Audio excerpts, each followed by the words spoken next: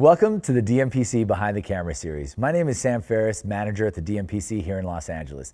And in this episode, we're going to learn about Technicolor look collection, what are LUTs, and how to create your own ART files with a Sony RAW viewer.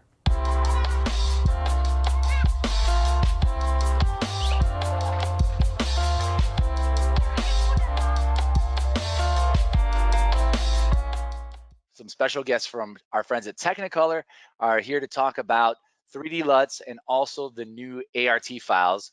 We're also joined by Simon Marsh, product manager, as well as Dan Perry, who is sales and business development at Sony, as well as two special guests from Technicolor. We have Jason Fabro, colorist at Technicolor, as well as Robert Rodriguez, who is the director of technology at Technicolor. So let me introduce these guys one by one here. We have Dan Perry. Come on over, Dan.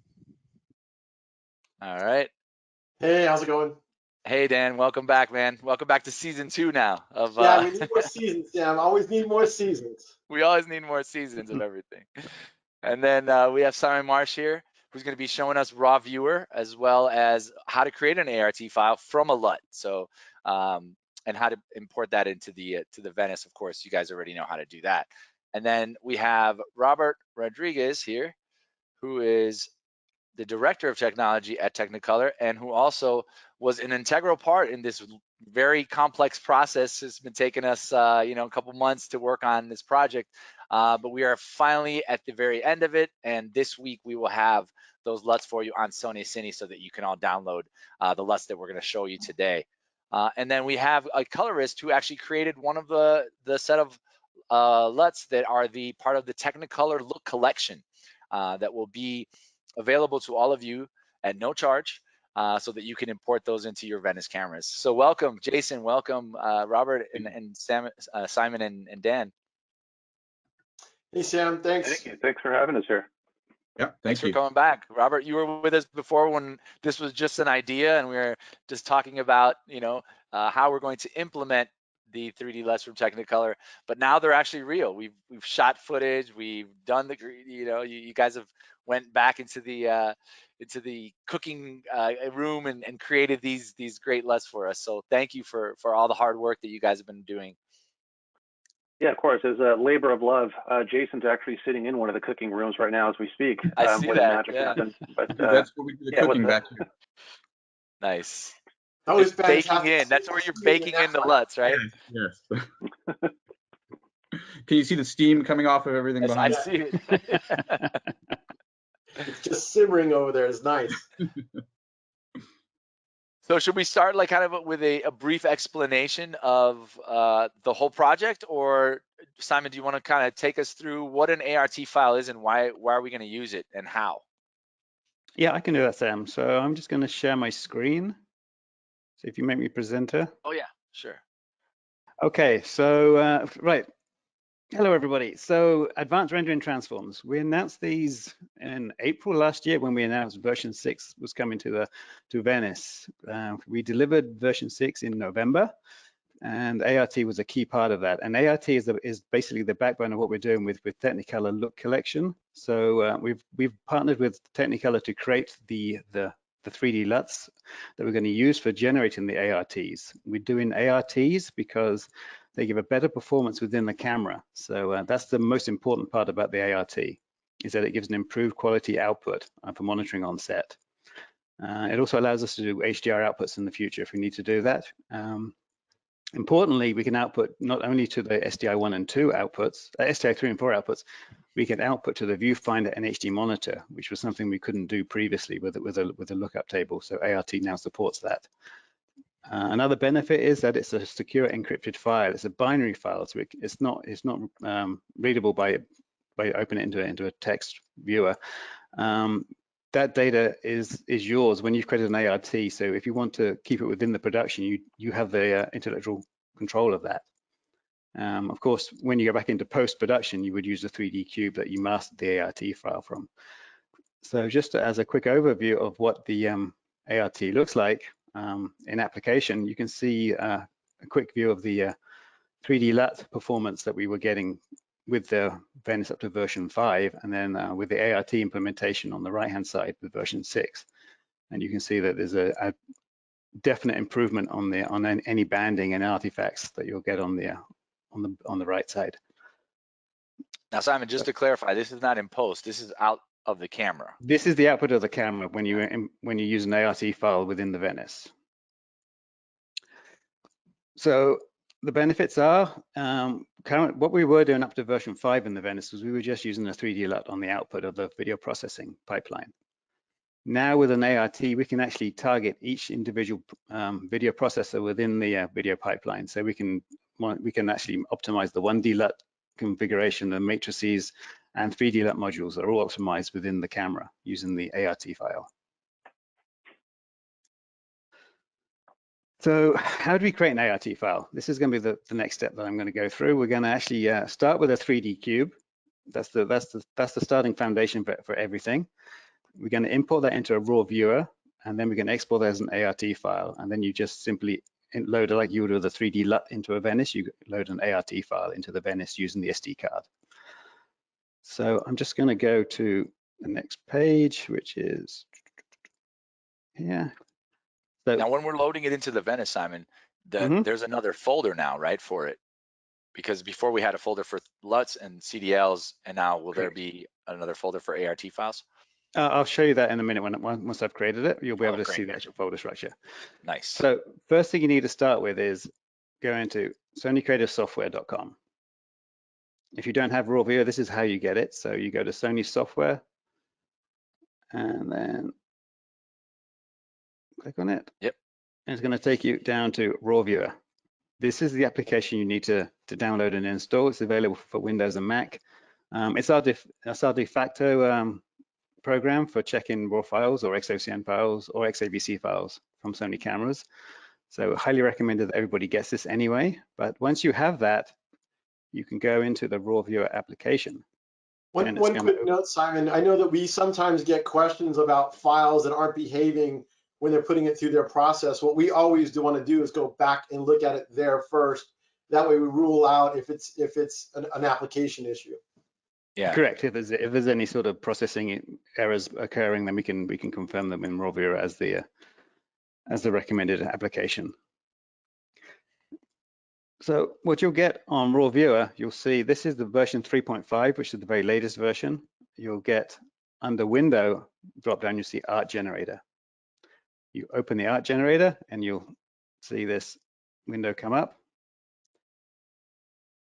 And then this is what we're going to do to create the actual art files from the input 3D cubes. So you select your input cube here. You just click on this button here, go to where your LUTs are located. And I've got one sample cube in here.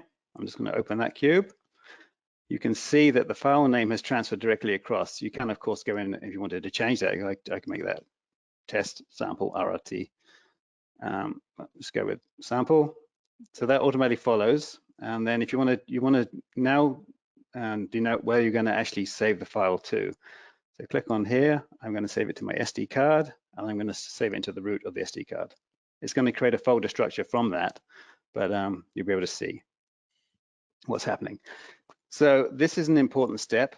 Next is you define your input color encoding from the actual 3D LUT that you provided for creating the ART.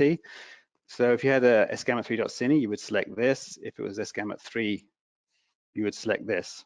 You can also use ACCC or ACCCT LUT files as well if you needed to. But say you actually had an sgamut3 3D LUT provided to you, but the production was saying, but we're shooting everything sgamut3.cine. What you can do with this is you can create a cube from your sgamut3. It's going to do a color space conversion to sgamut3.cine, and it will save that. Then you can then go back to that file and create your ART file for sgamut3.cine, and that's the name that it's going to create for the sgamut3.cine converted file if you needed to do that. Not everybody needs to do it. Obviously, they get the sgamut3.cine correctly in the first time, and it's fine. You don't have to do that. But if you say you wanted an sgamut3.cine, you would check this box here. The next step is the output color encoding. This is what comes out of the SDI, out of the Venice. So if you feed it into a monitor that can automatically detect the ancillary packets and switch to the correct setting, this is what you want to set here. So we have Rec 709, we have PQ, or we have HLG if you're doing HDR. And then output range. A lot of people like legal range outputs, but you can also do full range, and you can control that in this setting here. And then you can actually add a little description to what the file is. So I'm just going to type in, this is a test ART file. And all I'm going to do is simply create art. And it's done that now. And you've created art right there. I created art. Nice. So what you'll see now is on the SD card, it's created a folder structure here. So we have private, Sony, Pro, Camera, MPC 3610, and then in here, you'll see this is the sample r709.art file, and this is the converted color space cube file. So if you wanted to go back in, you could take this file back in through the process and generate a correct sgamut3.cine art file from that. So Got it. You needed to do that. Okay, and then once you've saved it, so this is directly, you can load this SD card straight into a VENICE now because it's formatted with the complete folder structure. And if you do that, you will see when you load a file, so I've loaded the sample r709.art file here, and you'll see that there's a art info button here. This is the description that I loaded into the art generator. So it says this is a test art file. That will be populated with more relevant information, especially when you're using the Technicolor look collection ARTs, but that's the full step process on how to do this. Okay. Well, we hope it's relevant information that we provide anyway, right?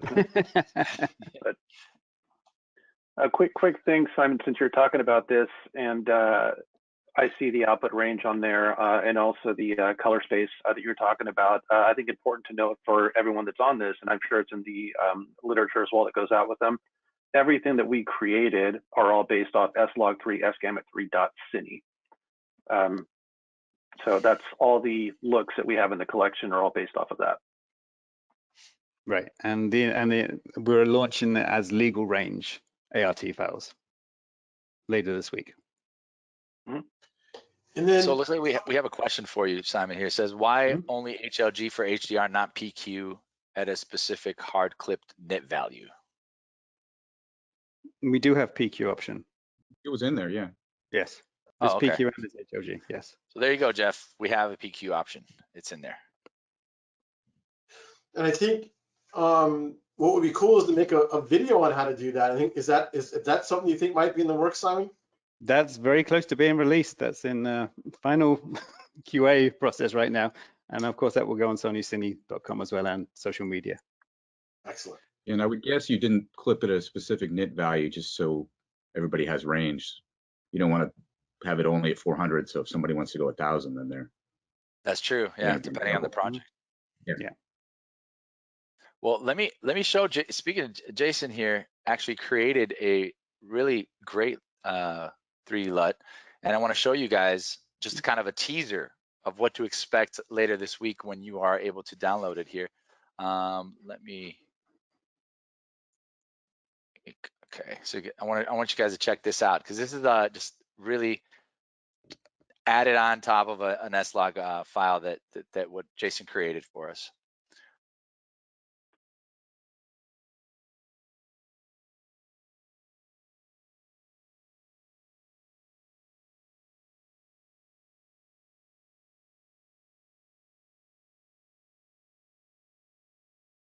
Yeah, so when I was just basically with those looks, we were given a bunch of various footage at different exposures. So I didn't want to push it into a particular area where it wasn't going to work on something else. So I spent a little time developing looks that should overlay on a bunch of different exposures and a bunch of different color temperatures. So it should look pretty good on a lot of footage is the intention. Can I play it back one more time? Just a real quick file. Now that you've said that, I want people to take that into consideration. Yeah, the intention is just to create looks that will work on a wide range of exposures. If you get too specific, then it's going to break depending on what the environment is. So the thought is this is a good starting point. I mean, if these work out of the box for people, then great. But we can obviously go deeper in that. We could use any of these looks once you come to the post facility. We can expand on those and make it specific to your project based on how you've exposed everything. Nice. Well, I'm going to ask the audience a question about 3D LUTs and CDLs here. I'm going to, just to kind of get an idea, we're going to launch a poll here for you guys. So how to use 3D LUTs and or CDLs. You can select all that apply, so you don't have to just choose one. It looks like so far we got 100% 3D LUTs in camera. All right. About 86% now. Interesting. Okay. All right, give it one more minute for people to click through, and then we'll show the results. All right. So can you guys see the results? Yeah. 3D LUTs in camera, 83%. CDLs in camera, 7. 3D LUTs in post, 48%, and then CDLs. So why such a difference, you guys think, between, you know, who uses it in camera and in post? It's interesting to see the numbers on there. Very much in line though with what we see with clients, and Jason can, I'm sure, speak much better to this. But typically, what we see with on-set color management is you will just build a set of looks that you could just cycle through for, you know, to be the most quick as you can on set. And in some cases, if you have access to a DIT, you have the CDLs plus the look. And then almost always when you get into the color grade, that's used as a reference, but not really used as the starting point. And Jason, would you say that's fairly accurate, or? Yeah, generally we do even just one LUT for a show, depending on, or a couple looks, depending on, you know, interior, exterior, or specific scenes. But it's very few LUTs generally, to keep it simple. And then, as Robert said, those usually are just a starting point for what we work off of. I think that's kind of an important point. I mean, you guys, when we started this discussion, it was really out of feedback from Venice is people wanted to have a LUT library, and that was one of the big requests. And so as we always do, we listen. We're not always able to act immediately, and it took a little bit of time, but that's how this whole project started, was feedback from the market saying, hey, we'd love to have some LUTs.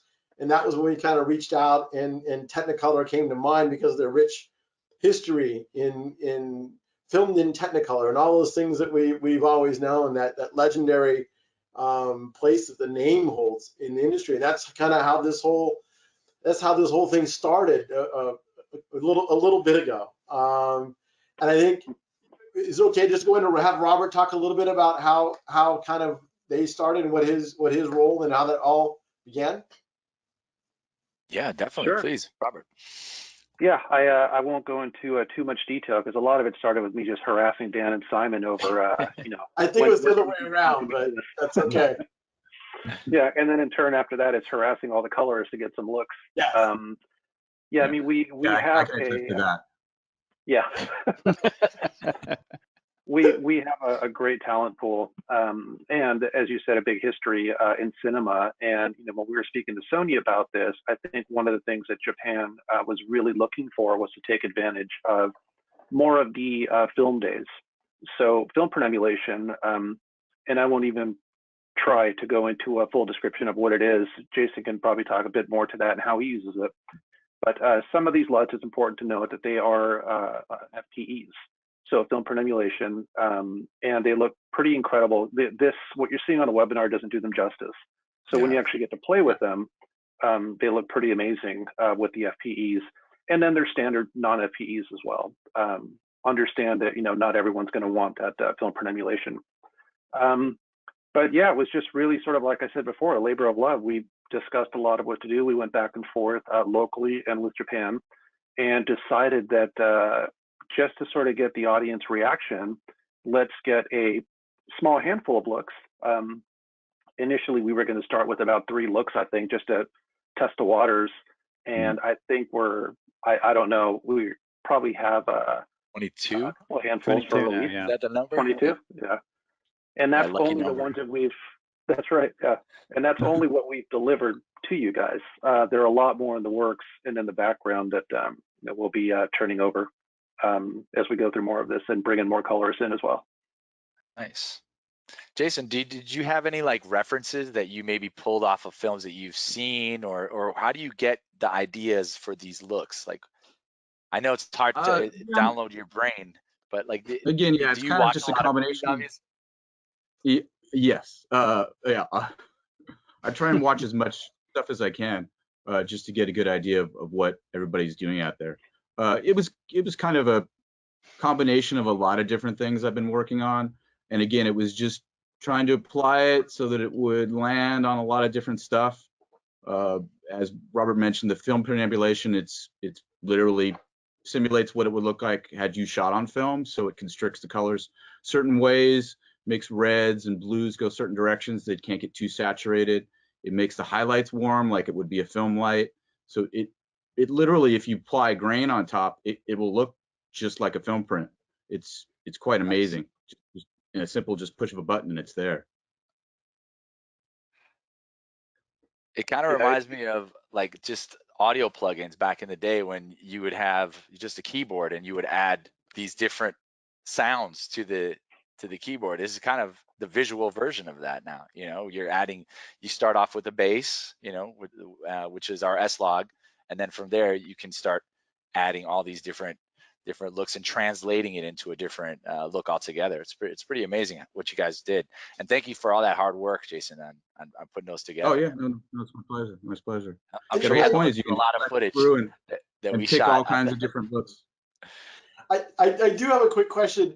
I mean, it's related, but when you do work with a DP and you're coming up with the looks of a project, what are some ways that you guys what is the discussion back and forth? I want it to look like Casablanca, or I want it to look like this. How does that discussion go? It starts different ways. Some DPs come in and they know exactly what they want to look at. Some are actually pretty familiar with working with color correctors, and they actually play around at home on their, you know, if they have a Resolve or a version of Filmlight. There's a student version. So sometimes they come in with specific LUTs. Hey, I made this. Can we tweak on that? Other times I meet somebody for coffee or lunch, and they open a book with a bunch of different advertisements or references, just paintings, all kinds of stuff. They're like, you know, we kind of want it to feel like this, and we kind of want it to feel like this. So I'll take the book home with me and think about, okay, well, what do I need to do to apply that? And then we'll get some of their footage, and they'll come in the facility, and then we just kind of play around and figure out what works best for them. As Robert said, we have all kinds of in-house LUTs. We have an in-house color science team that can make me almost anything I want. If I just give them a few hints, say I want to combine maybe a bleach bypass in the low end with a color reversal in the high end, and they'll mix something together and make that work. So it comes various ways. And then sometimes it's just me coming up with, hey, what do you think will look cool? So we just play. And yeah. are you usually using Baselight, DaVinci? What are your tools? I'm mainly on Resolve, but I've worked on Baselight and I've worked on Luster before. Well, let's ask what the audience is using. I kind of want to get an idea of what color corrected tools is everybody on the call using here. So we got a poll here just to kind of get an idea. Yep, just as we guessed it. We kind of toyed around with this question yesterday, and it seems that precisely what we thought would happen is happening here. So I'm going to close it out and then share the results with you guys. Yeah, So 84% DaVinci, 8% Baselight, 2% ColorFront, 26% Adobe, 2% Assimilate Scratch. Oh, what of Adobe use? But we only had 5 options. Yeah, I'm not surprised and still surprised for some. I'm assuming that some are using Assimilate and ColorFront for onset and versus finishing. But yeah, it's again, surprised and not surprised. So let's talk about use finishing in basically all of them. HDR. For you Mhm. guys, what do you prefer, or do you have a preference? Do you do an HDR pass first, an SDR pass second, or vice versa, or does it matter for your workflow? That's more, it's either studio or client driven. It's kind of, okay, what's your hero version? Is it a theatrical version? If that's the case, then that's what we start with first. Okay. If your streaming version that's on Netflix, then we'll start with HDR and then work our way from there. Nice. It also depends on the flavor of HDR, right? If it's Dolby Vision versus HDR10, HDR10, you have the flexibility of starting with either or. And part of what we were seeing with this too, like on set, like some of the footage that was shot, if you're monitoring HDR on set and working in HDR through post, you typically start with what you fall in love with, right? What you've been looking at for weeks. Mm-hmm. Yeah. Yeah, I think that was something that we found was interesting, that as much as we thought LUTs were just reference points, that ends up dictating how the final piece looks. Yeah. Yeah, that's why it's important to get that sort of set in the beginning so everybody's really happy with it. Because if you start with some people tend to fall in love with what they've been staring at for a long time. So I've worked on shows where I wasn't involved with the look development, and I have to sort of coerce, fight everybody I'm like, you don't really want it to look like that. I know you guys liked that LUT originally, but we can make it look a lot better than that. Sometimes that's a we big do have a couple of questions, Sam. Do you want me to kind of go through them, or you want to look at them? Yeah, go ahead. I'll look at them as Are the .arts readable on only the Venice, or can they be loaded into other Sony cameras, FX9, FX6? And are No. and then just the other question is, are the LUTs going to be available in the other cameras? So it's kind of a little bit of a different question, I think. The LUT versus the .art is a different, separate question. Right. So the ARTs are only readable by Venice. So if you needed to use, if we wanted to use the Technicolor Look collection, there are still the 3D LUTs that are provided with the download that you could actually import into other cameras, as long as they're outputting S-Log3, S-Gamma3.Cine as their base curve. Then you could apply the Technicolor 3D LUTs to them. So the Rec 709 outputs as well would be available, but just not the ART files. And then right along that line is, if you only receive the .art, say for dailies, edit media, is there a way to convert it to a .cube file? It's a one-way process. It's from 3D Cube to ART. So if you have an ART, you need to go back to the person that generated that and ask them for the original 3D LUT. Perfect. And then 3D null LUT with log output to live grade with live grade integration, and I guess they're kind of together. Okay. We will be providing specific S-Log3 ART files as well in the future, both for full and legal range. They'll be coming out soon as well. And those could be used in other cameras, right? Like FX9. Not the ARTs. No, not the ARTs. I'm sorry, but the 3D LUTs that are coming out Yes. from Technicolor, the Look collection. And it does seem that we're taking a little heat for our overlook of luster. It seems like that is a popular program, and we apologize for not including that in the poll. I think, Sam, we should jump into the footage. Yeah, I want to show the Sparkle footage next, and then maybe you guys could talk about that after we show it. But this was kind of a challenging shot because we did it outside. We obviously didn't have a police car with us, but we used a strobing light. And we're talking to Robert earlier, that strobing light effect, really hard to work with pretty much any camera. But with the Venice, we had really good results. So let me just show you what we're talking about here on that. And this was the exterior night scene that we did. And in the parking lot of the DMPC, by the way, just to add, we didn't have a set or anything. This was just the parking lot with the truck that was also alone. Sam, it's officially the back lot of the DMPC. Correct. It's the back lot. Yes, it's not the parking lot, because there are no cars there anymore. So it's definitely a back lot. You might want to mention that Sparkle's actually a color. Somebody might be confused. Yes. Yes. Yeah. That is the gold. Yeah, the golden FEP look by Sparkle the color.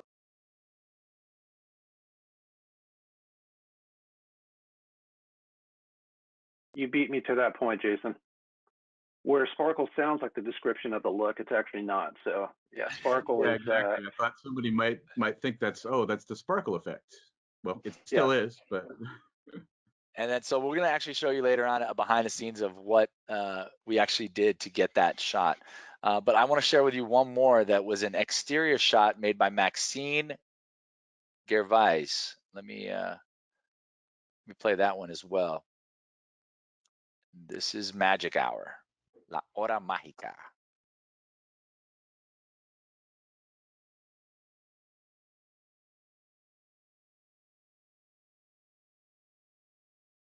And you can see with a lot of these that people actually, some of the talent, they had fun with it, right? They went through and they actually really took their time to make the looks. And because we do have everything up to XYZ versions of these, we went through with various colorists just to make sure that they looked great.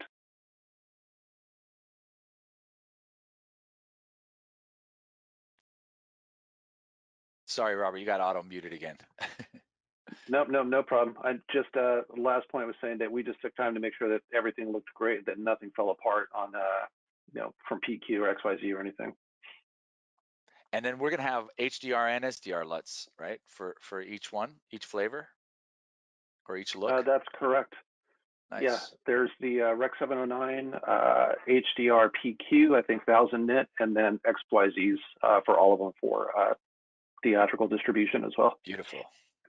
And then Robert, we've shown some clips now, and we know that Jason, but it'd be great if we kind of outline all the colorists from Technicolor who participated. Yeah.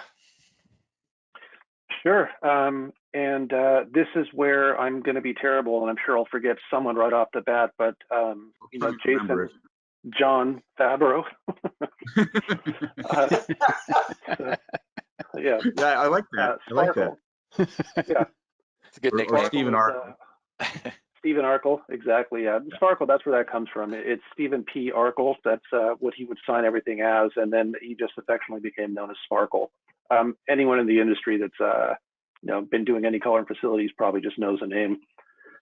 Maxine Gervais, some of the footage that we just saw, she's another veteran of this industry, and if you look up any of their titles or any of their names on IMDb, you'll just see a list of titles that are impressive for all of them, for episodic and theatrical. Ann Boyle is from our Vancouver location, and then I think Doug Delaney was the last one that put some stuff in here. Everybody. Yeah. So yeah, it's a mix of episodic and theatrical, but I think nowadays, because there's sort of that very thin line between them, no one is known as an episodic or theatrical colorist anymore. Everyone's just a colorist. Yeah, we all pretty much do everything now. Mm-hmm. I was just looking, and did we get Ann too? Ann Boyle? Ann Boyle, yes. Yep, from Vancouver. Yes. Yeah. Oh, that's what you just said. I was looking through the list and trying to do that and listening at the same time, and that didn't work out so well. Doug Delaney. Nope. I appreciate the double check, Dan. Well, yeah, Ann will appreciate it too. You mentioned her name twice, so yeah, appreciate that. Yeah. All right. Now I just wanted to show you a shot of directly from the Venice with just a regular 709 LUT that we did, and then we'll run the behind the scenes, and Dan will talk over that one.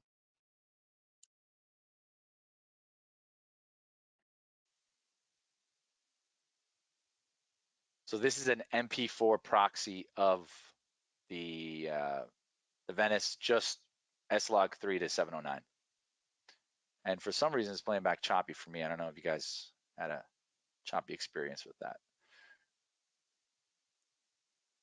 So when you compare that to the LUTs that Sparkle created, totally different, amazing added look to that.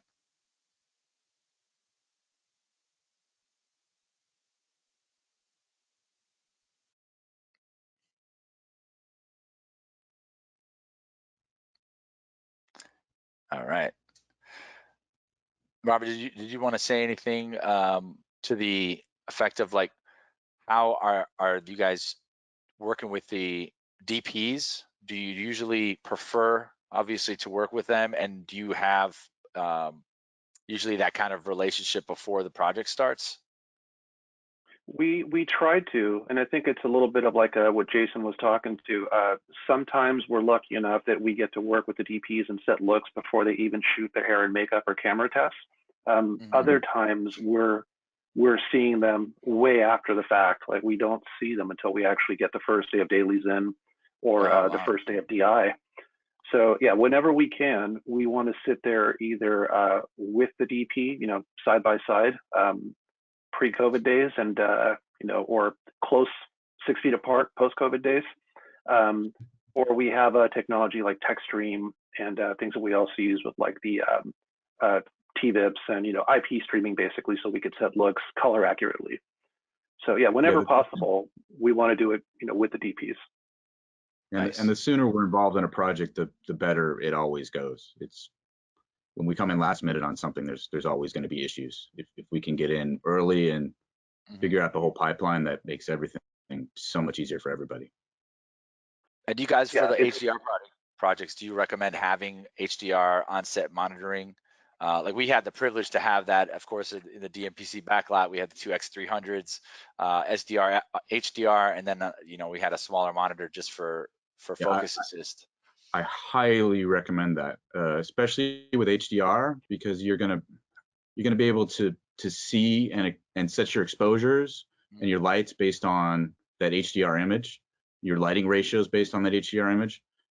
A perfect example is I've worked with a filmmaker before, a pre-production meeting, and they're like, well, we want to shoot HDR now, so what do we need to do to shoot HDR? And I'm like, well, you've actually been shooting HDR.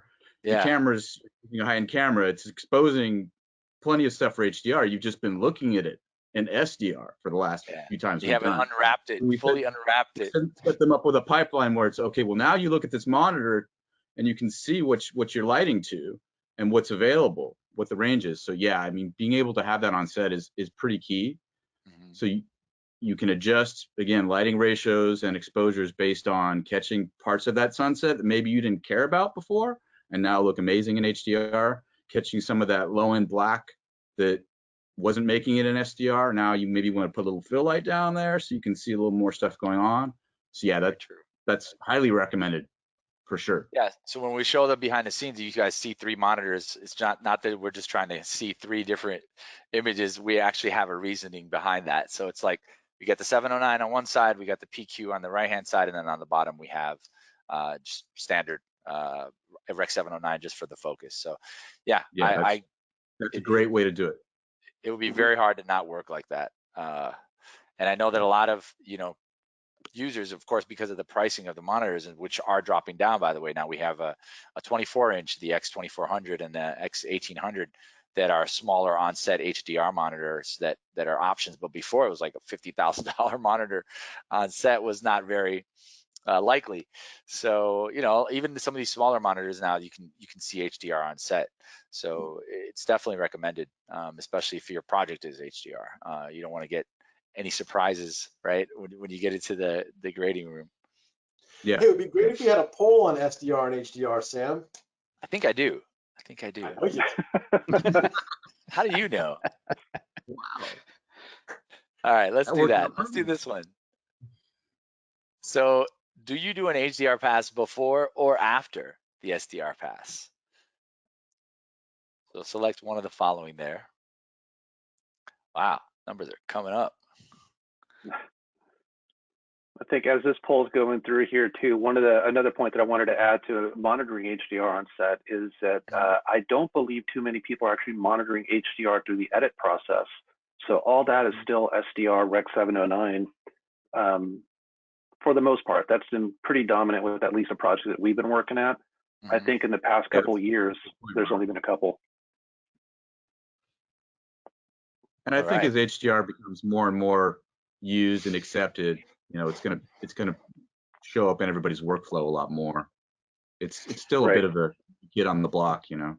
Yeah. Do you see it moving forward in the process, moving further upstream? I think so, yeah. Yeah, I think once filmmakers engage it a lot more and realize the range they can get on certain things, I think it's, you know, people are going to have that in their head when they're thinking about shots, and it'll become a lot more used. So yeah, so these are the results of the poll. It looks like HDR first, then SDR is about 30%, then SDR first, then HDR is about 10%, and then a lot of people currently not shooting for HDR.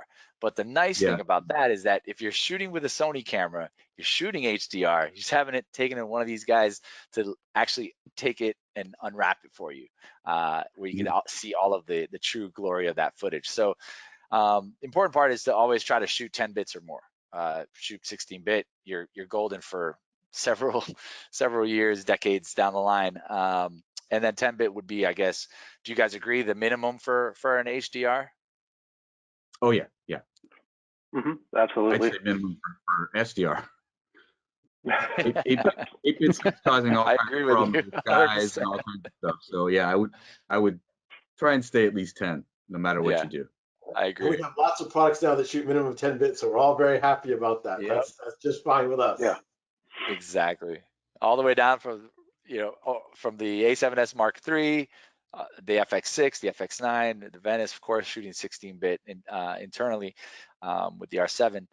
And then I do have the behind the scenes video that I wanted to show you guys, just to kind of take an idea. It took us about 2 days of prep, 2 days of shooting, full days. I mean, we were there from like what, Dan, 7 a.m. to like 10 at night, just to get.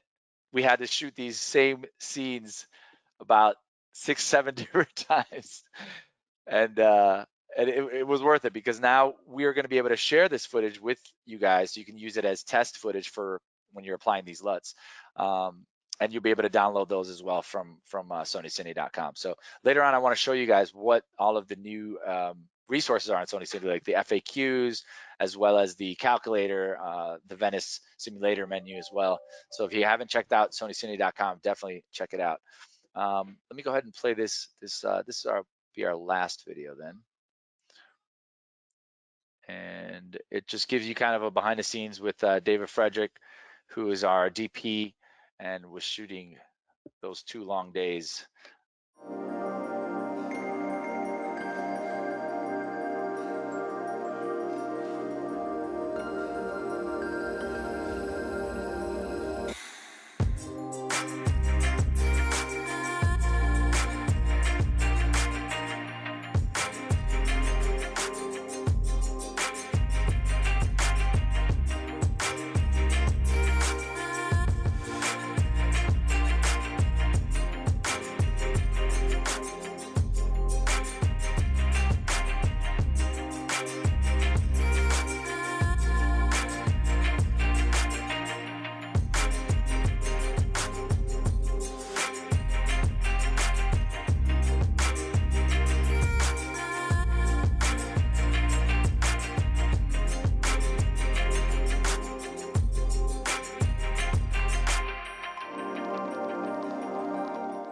There's the 3 monitors that Sam spoke about. That's the DMPC backlot.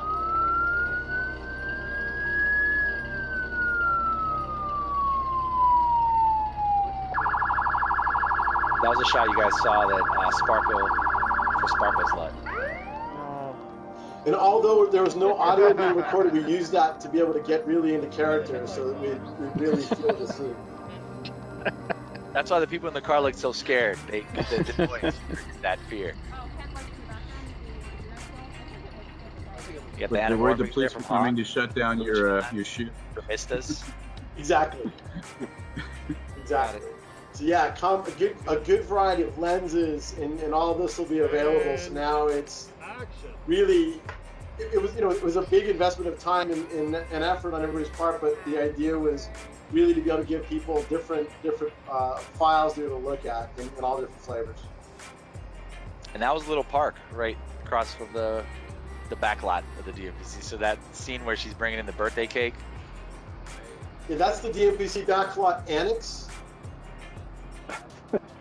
I love how quickly the DMTC backlot phrase has just taken off and been adopted. Yeah, well, did you see the video village in there? That was thanks to Katie for setting that up with Ben. We got a little bit of village there with the 3 monitors. And what's And that was amazing the is same we shot use you both. used for We use Maxine's this LUTs, right? location to get the early test shots. Okay. Cutting. Beautiful. Jason, what was that? Oh, I was just saying that that was the same shot you used to show all of Maxine's LUTs, right? Correct. Yep. Yeah. That was the magic hour shot with the birthday cake.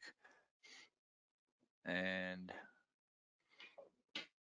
I think we have one more poll here that I wanted to share with you guys, just to get an idea of what you're mostly interested in for future webinars. So launch that, and we have everything from camera technology, workflow solutions, virtual production, lenses and filters, tips and tricks about digital cinematography, and you can choose more than one.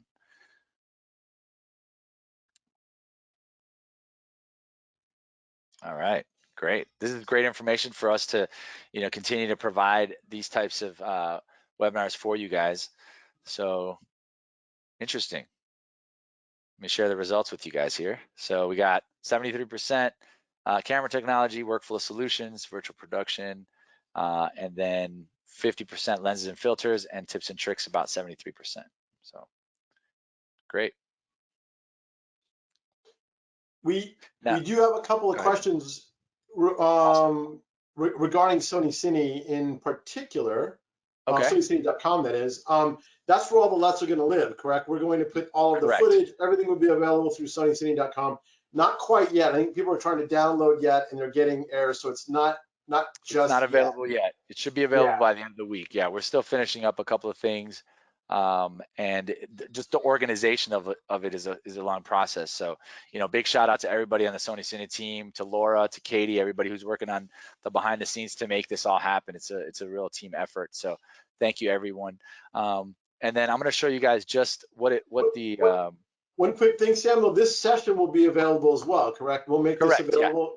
Yeah. Okay. And before we jump into that, version 6, the menu simulator now does have version 6. Is that correct, Simon? Correct, yeah, it supports version 6. Okay. So you guys can see my screen here. You guys able to see that? Yes. Yep. Yes. Okay. Yes. So then here we have resources, great resources, and then under LUTs is where you would be able to find all of the LUTs. And then also on the main page, of course, you'll have information on who created all these LUTs.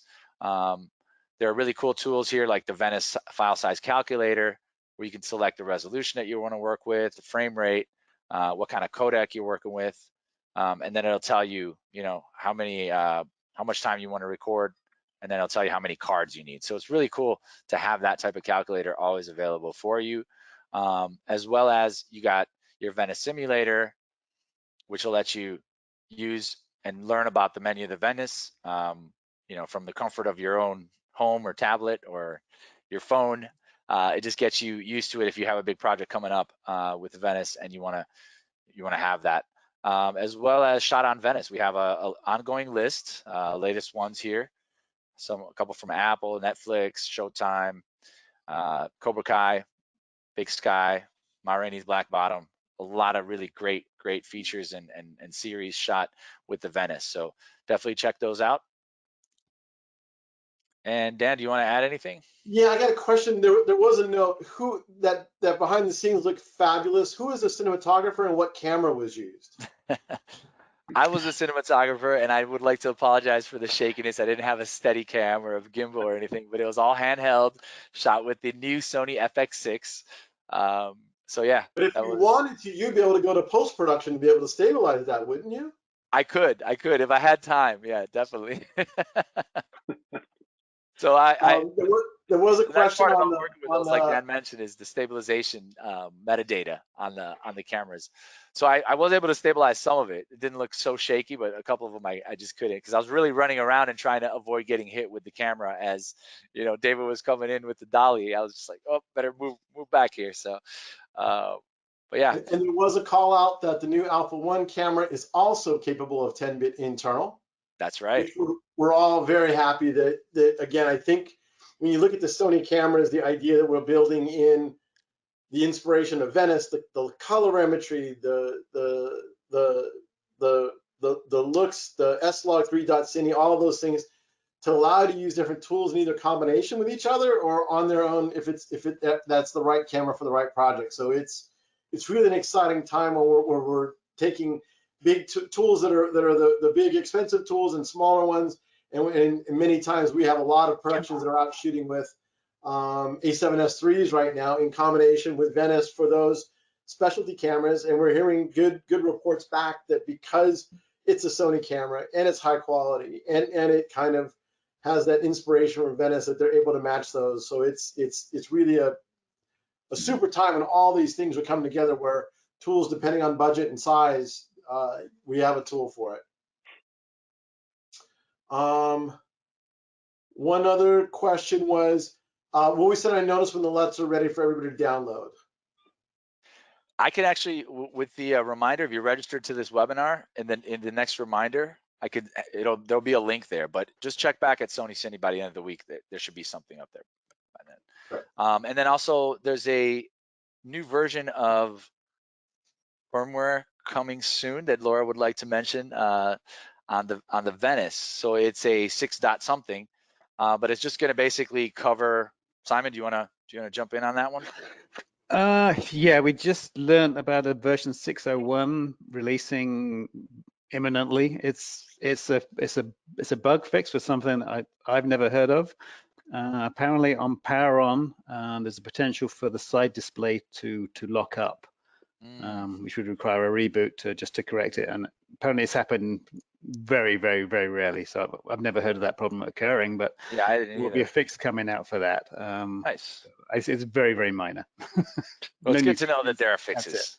Yeah. We're constantly going through QA on Venice anyway. So they found this after probably 10,000 cycles or something. So they fixed it. Nice. Awesome. Yeah. Sam, if you let me share my screen, yeah, Laura please. just sent me a PDF of an overview of all the different looks. Just based on that'd be awesome. So this is going to go on to Sony Cine. This is just an overview of all the different looks that you can get with the Technicolor look collection. Oh, we lost it. You lost it? Yeah. It's too late. As you're trying to bring that back up, Simon, I'm curious about the with the raw viewer. You could still apply these LUTs, right, and sort of audition the files right within there, since you're going to have the sample files available. Yeah. We found a couple things with some of the different color systems, so that I think, again, it's going to be documented, but if not later with the videos or more information, just always making sure that we were working with everything set to slog3, sgamma3.cine in the color corrector, especially those of you, it seems like a lot of you are familiar with DaVinci Resolve, using a color managed workflow gave us the optimal results versus leaving it in the standard DaVinci YRGB Rec 709. Very different looks, and always use raw viewer as your sort of control if there's a question about debayering. Yeah, if you're not in that mode, you'll be locked out of being able to set it to the right input. That's a very good point, you guys. And let's talk, I mean, I know we're talking about color here, but let's talk about black and white. What do you guys think about the Venice's rendition working with black and white? Or what would be the best way to go about it? Let's say somebody wants to work on a black and white project. Do you recommend using a LUT? Do you recommend? Yeah. I mean, for sure. Go ahead. Obviously you want to have something on the back end, so you're viewing it in what will be the final product. So whenever color, black and white doesn't make a difference, you still want to have it looking whatever tonal range you want to ultimately land in, and that's what you use as a reference when you're lighting and exposing anything.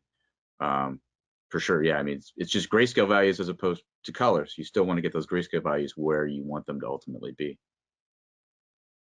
And do you see some maybe tending to use brown and white, or maybe yellowish white? Yeah, it just depends. We have, if you want to like tint it, depending on what kind of black and white look you're going for. If it's like within a show that's color, maybe there'll be a black and white sequence that's it's there to create a mood or effect. So you may warm it up a little bit, because black and white can just be kind of stark by itself. So you may want to put a little warmth in.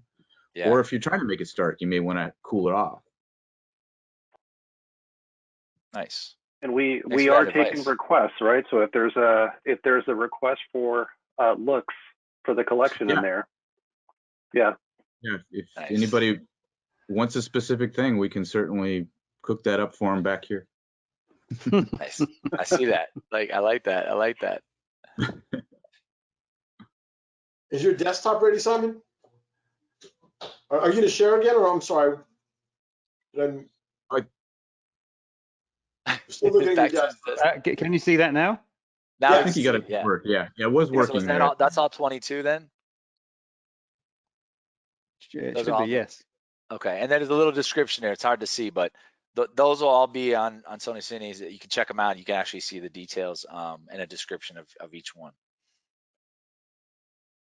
So I think, like in most things, the shooting of was the fastest and easiest. The post production is amazing. It takes a long time. Yeah, exactly.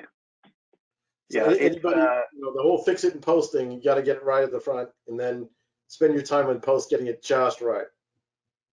well, it's making sure that they function properly in your color corrector of choice as well, right? We didn't want to just put something out there that was going to work great for Resolve, but then break in Baselight. Yeah. And there wasn't.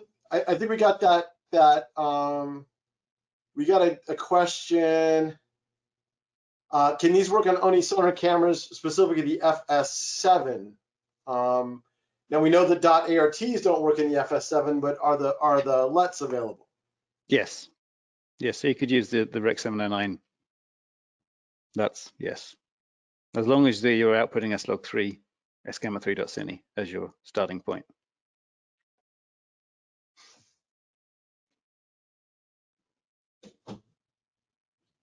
Awesome. I'm just looking at the questions here. So says, has the Venice menu simulator been updated for version 6.0?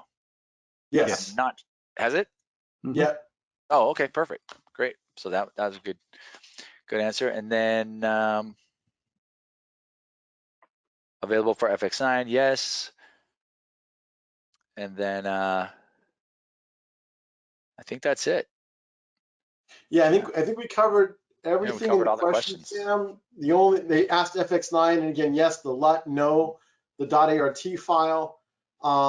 Try X reversal for black and white, please, is one of the requests.